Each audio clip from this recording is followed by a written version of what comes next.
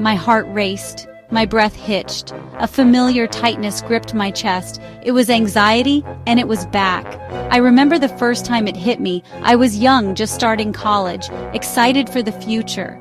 Suddenly, this fear, this overwhelming dread, washed over me. It was like a dark cloud had settled over my life. At first, I brushed it off. I told myself it was just stress.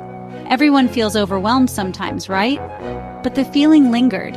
It followed me to classes, kept me up at night, and made socializing feel impossible. I felt trapped, like I was living in a cage of my own making. Anxiety began to touch every part of my life. Simple things like going to the grocery store or answering the phone became monumental tasks. My relationships suffered. I withdrew from friends and family, convinced they wouldn't understand. I was afraid to be vulnerable, afraid to show my fear. My work suffered too. I couldn't focus, couldn't think straight. The anxiety was a constant hum in the background, draining my energy and creativity. I knew I couldn't keep living like this. I needed to find a way out, but the thought of medication scared me. I wanted to overcome this on my own terms.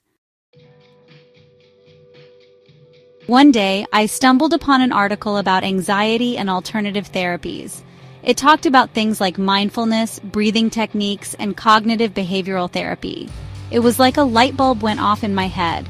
There were other options, other paths to healing. I decided then and there to take control of my anxiety without relying on medication. It wasn't an easy decision. Part of me was scared, unsure if I could really do this. But another part, a stronger part, was determined. I deserved to live a life free from fear. I started small. I began practicing deep breathing exercises whenever I felt the anxiety creeping in. I explored mindfulness, learning to be present in the moment instead of dwelling on the past or worrying about the future. Slowly but surely, things started to change. The grip of anxiety loosened. I discovered my triggers, the things that sent me spiraling.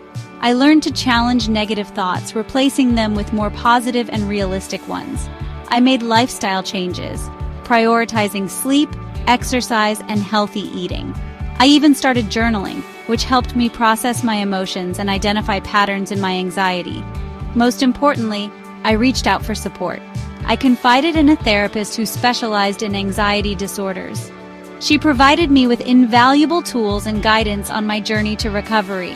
It wasn't a linear process. There were good days and bad days, moments when the anxiety threatened to pull me back in.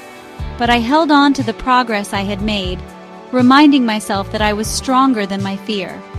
Overcoming anxiety without medication is possible. It takes time, courage, and a willingness to do the work. But the rewards are immeasurable. You are not alone. You are worthy of peace, and you have the power to reclaim your life.